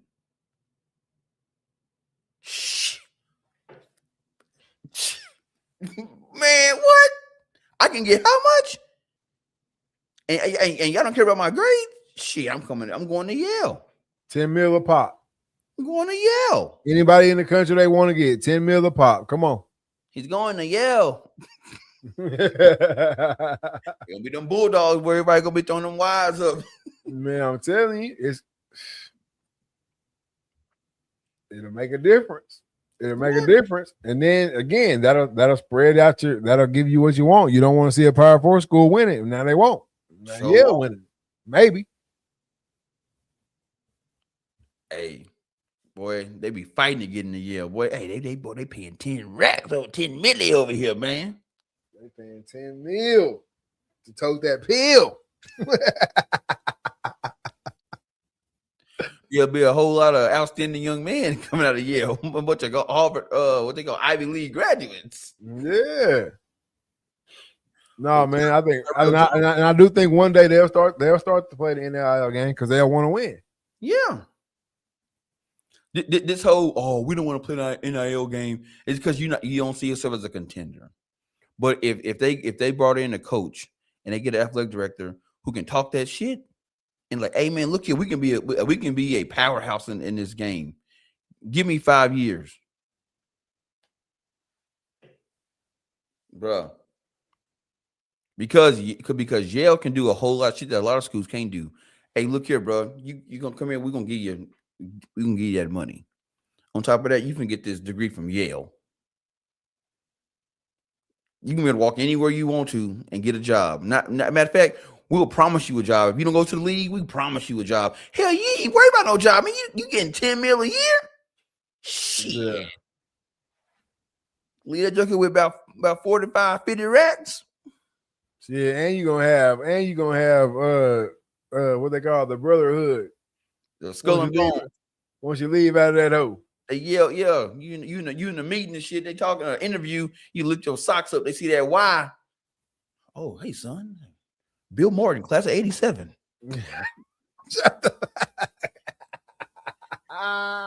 Tyrell Jenkins, class of 2027. 2027, baby. Well, All right, well, this interview's over with. Welcome to the team. Welcome to the team, son. Yeah, but what athletes can really cut it in the Ivy League school? The GPA requirements is ridiculous. They can cut it.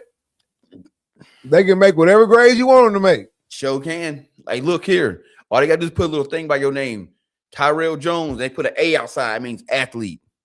Or put an FB as a football player. You go A. So if he made a 79, she bumped that bitch to an 80. He made a 60, she bumped that shit to a 70. They get an automatic 10-point roundup.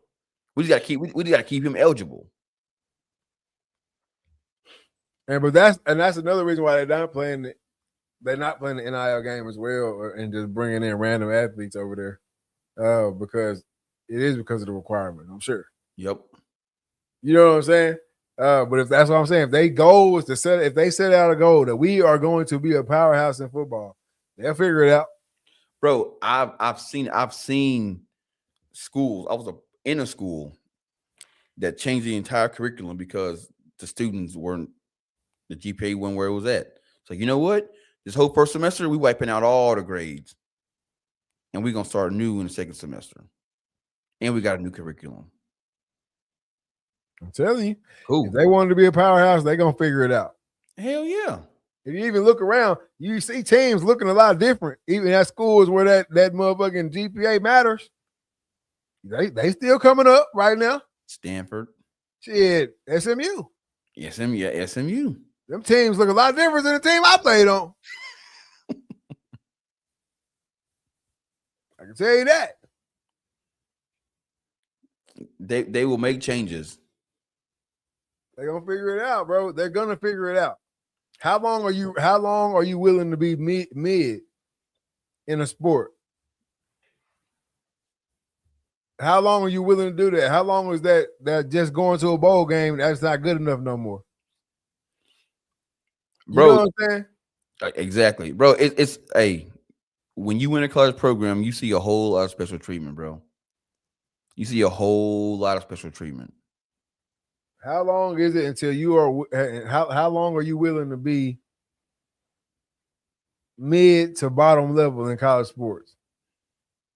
But see, what it takes you is getting a taste. See, if you're a part of a program, you get in, and that program has always been mid to low level. Never really had a chance to win conference. You never really going to a bowl. None of that shit. All it takes is you get that one coach in. And he bring in, it'd be a handful of cats. It might be 15, 20 cats that cats you probably wouldn't see at the school, but they just happen to have the grades to get there. Yeah. All right, cool. They got them. And bam, y'all win conference for the first time. Y'all, matter of fact, they ain't win conference. Y'all go 10-3 that season. I'm like, damn, that feel good winning all them damn games. Next season, y'all win conference. Now y'all win a bowl. Now the people that's in the front office, now they getting to go to all these different conference banquets and shit. You know what I'm saying? And they talking to reporters and all that shit. Then y'all win the bowl. Y'all went to say y'all won the conference. Then y'all win the bowl game. Now they at the bowl conference and all that shit. They talking They like that shit. I can go back and tell my friends and my colleagues and shit at the country club. Shit, yeah, we moved down to Alamo Bowl. We won that joker. Hey, coach, what we gotta do next year to win? Try to win again. Well, there's these 3 cats down in Florida we need to get in, but they're interested in coming, but man, the GPA they ain't got it. Oh, hey, coaches, hey, get them to commit and we'll talk to admissions. Get them here. And that's when the ball started rolling. Get them here. We'll talk to admissions. And we'll then see what we can do. Yeah. Wink. And then they get to talking. Yeah, coach. Yeah, man. I want to come there, but man, I looked at y'all GPA. Hey, son, don't worry about all that. We'll take care of that. Let us do that heavy lifting. We just need you to focus on playing that ball. All right, coach. I'm coming. And that's how that shit go. Baby. Bro, ain't none of that shit set in stone, bro. There's a bunch of people in the conference room that make decisions. And when their wants and needs, depending on who coming in, Shit, man, hey, man, they'll look. Oh, man, he got a 2.5 GPA. Shit, we require at least a 3.0. Shit, that 2.5 started looking like a 3.0. Shit started looking good to him. Shit, especially when they see the tape. Yep. Shit started looking real different. Oh shit, man. Hey, speaking of looking at the tape, man, NBA MVP conversation right now, man. It's going crazy. Who you think should win the MVP? Man, I won't. I would love Wemby to win it. I would love Wemby to win it, man. He's definitely gonna win Defensive Player of the Year. And he's gonna be the youngest Defensive Player of the Year that the NBA's had in history. But I think right now, man, the way SGA playing, and matter of fact, he's outplaying himself from last year, and he won it last year. So if your current MVP is outplaying himself last year, he's a shoe-in to win it. But I want Wemby to do it. Yeah, I hear all that good shit, man. I say Luka. Luka. What Luka doing right now? Come on, bro.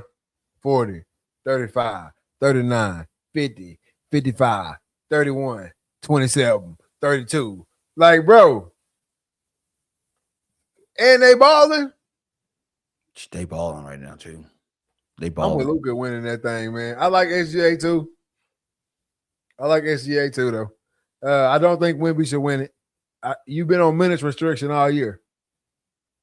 You've been on minute restriction all year long.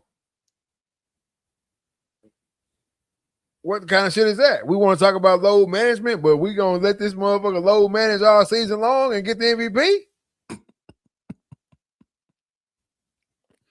This should just be some talk.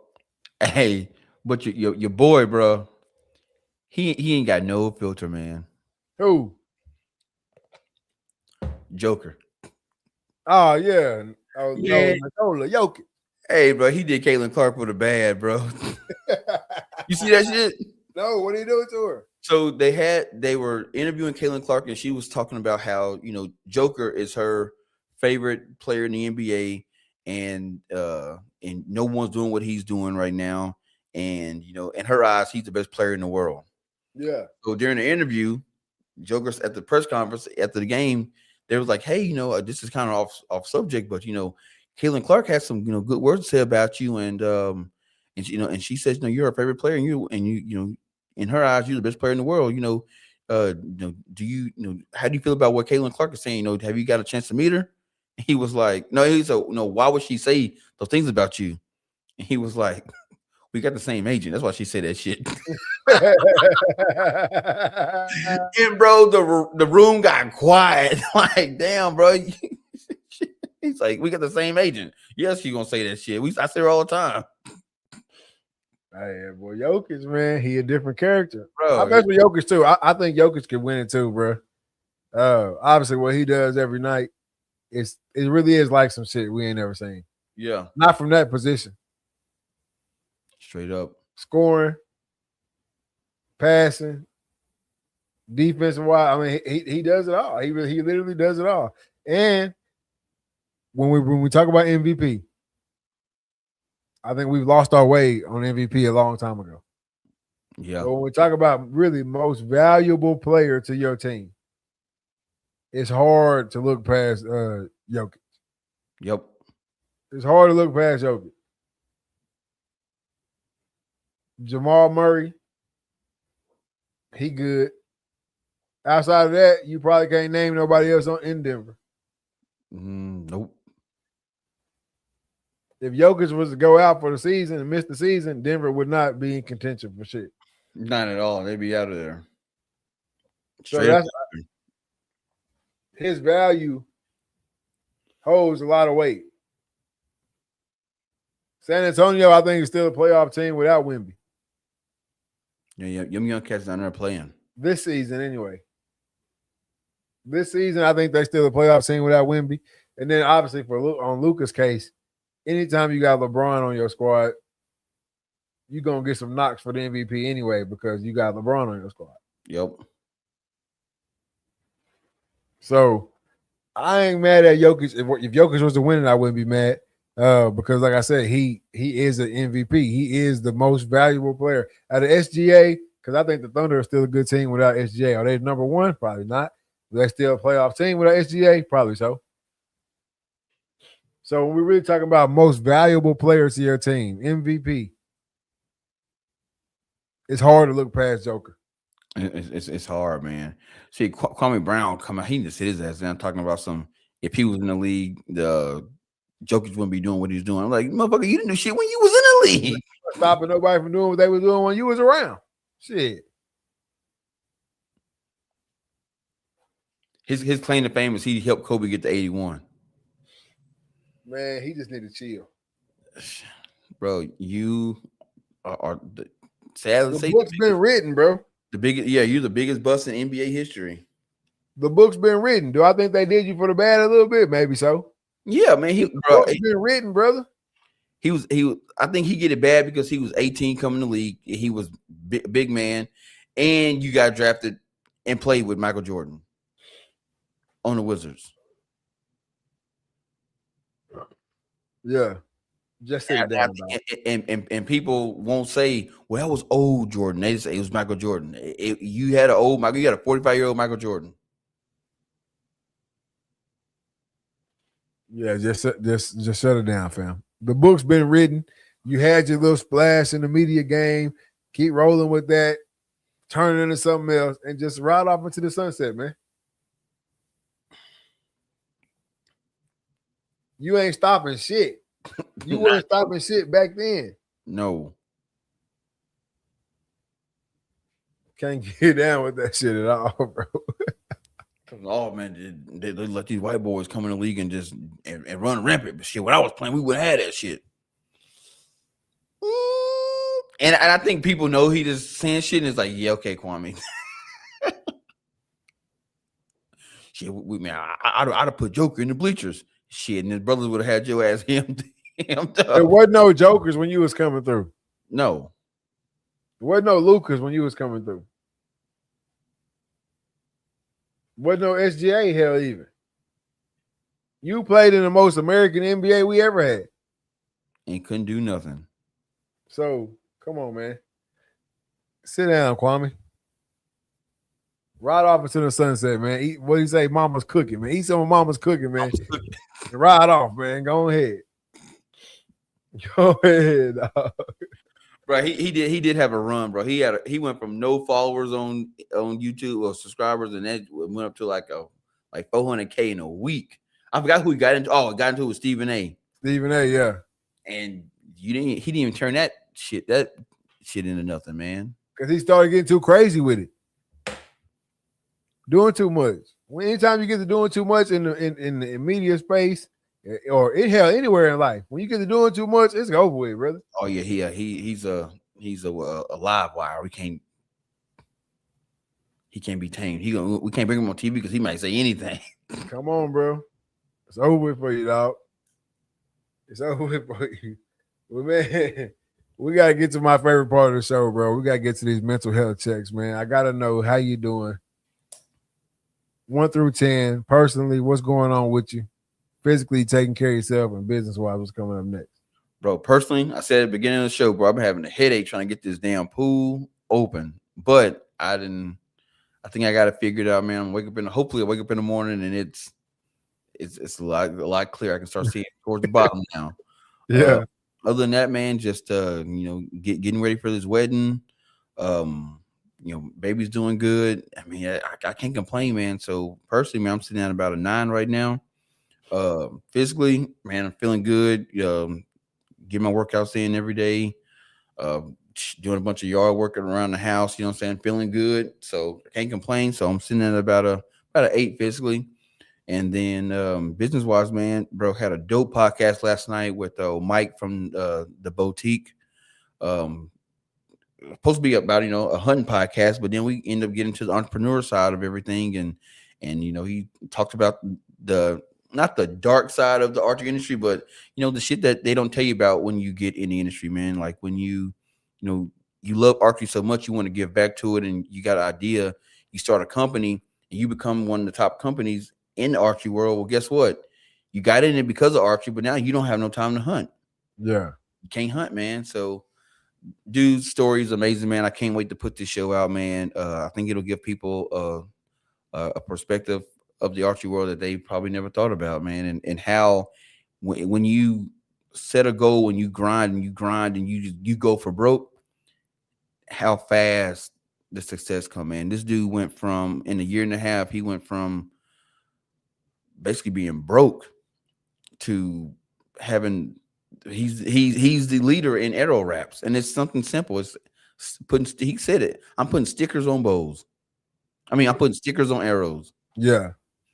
And people love his raps, man. He said, "Hey, bro," he said, "Hey, he go, man, bro, love this story." He went to AT. He was going to ATAs, which is the Archery Trade Association's a big archery event every year. He found every year they put a vendor list out. He found every vendor that was going to be there, made them custom wraps, stuffed his backpack, and he said, "Man, I was handing them things out like mixtapes." Yeah.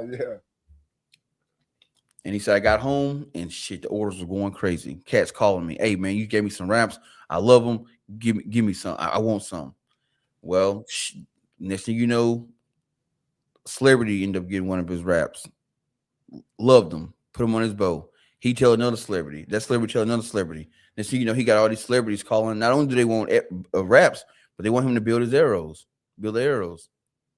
So it's just like in a year and a half, man, this dude is now the leading arrow wrap maker in the game. Every arrow company that puts wraps on arrows, they get they wraps through him. And his story, man, is just it's crazy, man. So I when I started season 3 with Dread Archer Podcast, I want to really get into storytelling and hitting stuff other than just tell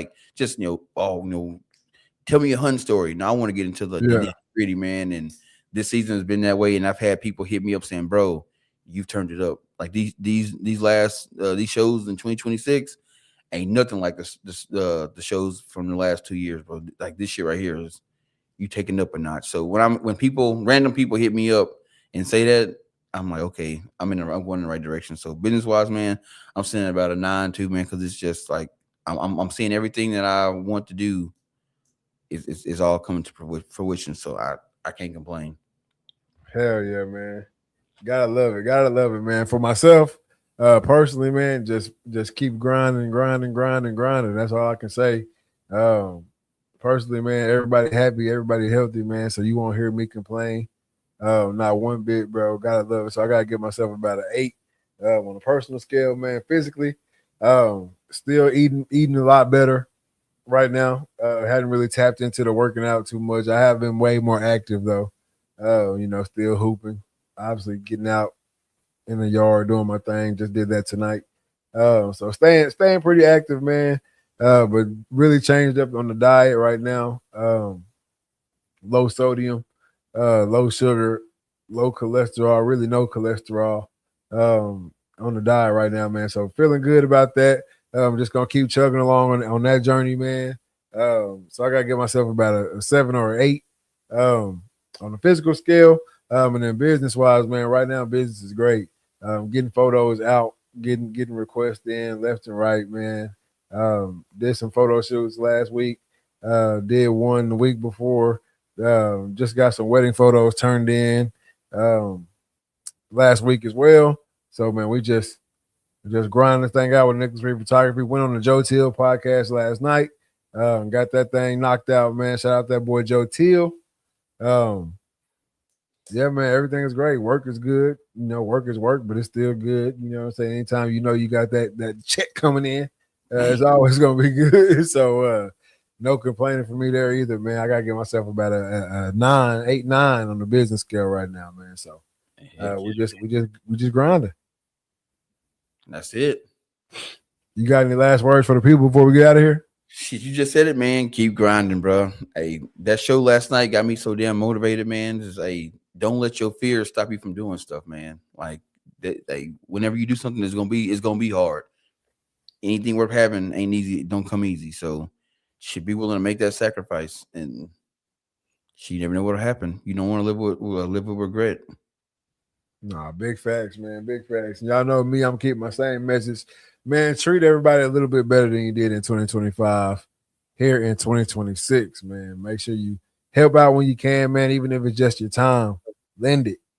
Help your neighbor, help your friend, help your family, man. Whatever you can do to help, man, just lend a helping hand. And I promise y'all, we're going to be a little bit better, man. As always, have yours on you because I'm for dang sure going to have mine on me.